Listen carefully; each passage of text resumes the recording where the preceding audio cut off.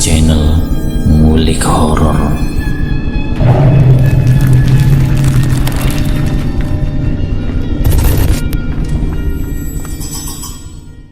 Assalamualaikum warahmatullahi wabarakatuh. Jumpa kembali di channel Ngulik Horor. Channel kami menceritakan tentang kisah-kisah misteri yang mungkin bisa menemani agan-agan dan sista semua ya. Kali ini saya akan membawakan kisah misteri yang ditulis oleh Ed Pesugihan.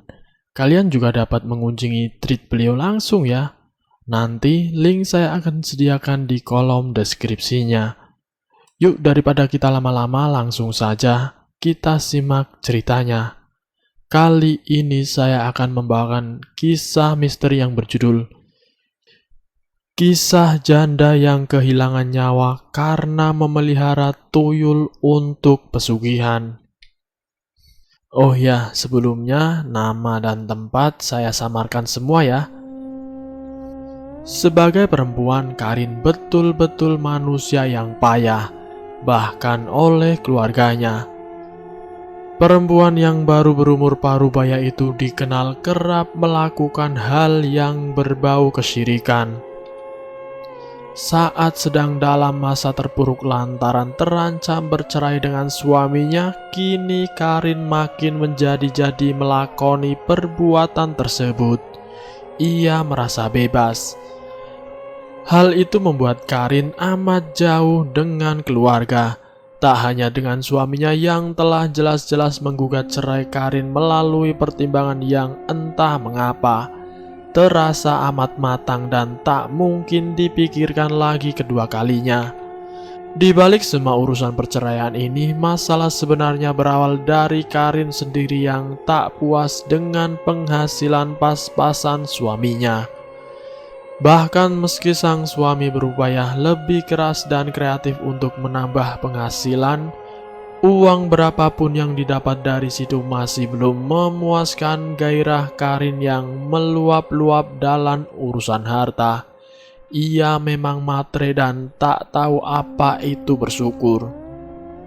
"Kamu jualan bertahun-tahun juga nggak nambah apa-apa di kehidupanku, Mas," kata Karin pada suatu malam yang gerah, mengomentari usaha sederhana sang suami yang berjualan pakaian di pasar.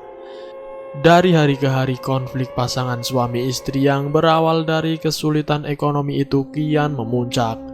Nafsu terhadap harta yang tak pernah surut membuat Karin kehilangan banyak hal yang dulu amat ia sayangi.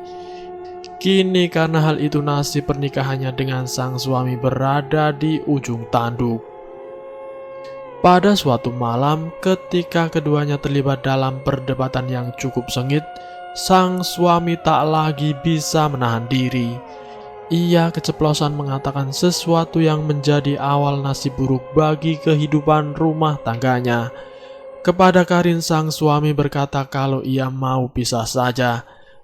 Mendengarnya, karena juga sudah terbakar amarah, Karin tak mengatakan apapun yang menunjukkan penolakan terhadap pertanyaan sang suami.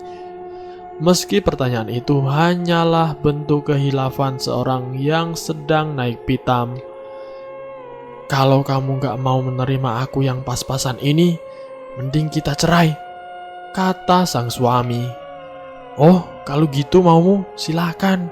Aku juga gak sudi jadi istri miskin lelaki kayak kamu," jawab Karin dengan nada tinggi. Sesaat setelah mereka sudah resmi bercerai, keduanya menjadi amat asing bagi ukuran dua orang yang pernah berada dalam satu ranjang.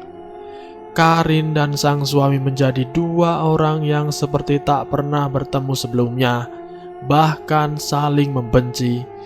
Di tengah keterpurukan itu, Karin sendiri berusaha mencari cara agar memuaskan hasratnya terhadap harta. Maka lantaran tak sanggup lagi menerima keadaannya yang serba pas-pasan, perempuan itu mengambil jalan pintas untuk menjadikan dirinya kaya raya. Ia memelihara tuyul. Setelah suaminya pergi dan rumah milik orang tuanya ditempati Karin sendiri, di gagang pintu rumah dan kusen jendela yang terbuat dari kayu, Karin memasang banyak kain kafan sebagai salah satu syarat ritual pesugihan ketika memelihara makhluk gaib itu.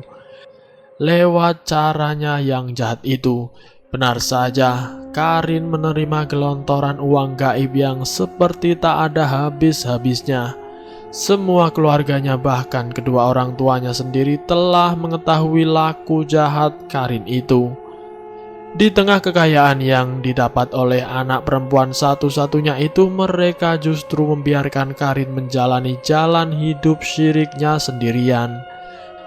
Tapi ketika hari kian berlalu, meski telah menjadi perempuan kaya raya, Karin harus menerima tanggung jawab yang tak mudah lantaran memelihara tuyul untuk memperoleh uang. Setiap malam Jumat Kliwon ia harus menyusuinya. Urusan itu tentu tak sesederhana menyusui seorang anak yang masih balita. Konon ketika menyusui tuyul seorang perempuan tak hanya kehilangan ASI, melainkan juga energi spiritual yang membuat seseorang bisa punya nyawa dan menjalani hidup. Dan benar saja, hal itu dialami oleh Karin. Suatu malam ketika Karin sudah berada dalam puncak kekayaan, banyak orang dibuat gaduh dengan kabar bahwa ia meninggal di dalam kamarnya secara misterius. Malam itu adalah malam Jumat Kliwon. Dari kabar burung orang-orang yang diperoleh dari cerita keluarga Karin sendiri, janda itu diketahui meninggal sesaat setelah melakukan ritual menyusui tuyul peliharaannya. Ia kehilangan energi dan nyawanya karena kekayaan yang dikejar-kejar dari dulu. Dan selesai. Itulah kisah misteri yang berjudul Kisah Janda yang Kehilangan Nyawa Karena Memelihara Tuyul untuk Pesugihan. Semoga video singkat kali ini bisa menjadi pembelajaran buat kita semua. Kita harus mensyukuri apa yang kita miliki saat ini. Semoga kita semua dalam lindungan Allah yang Maha Kuasa. Terima kasih sudah mampir di channel kami. Jika kalian tertarik dengan video kami, silakan tekan tombol like, share, dan komen. Tekan subscribe untuk mengikuti video kami selanjutnya ya. Wassalamualaikum warahmatullahi wabarakatuh.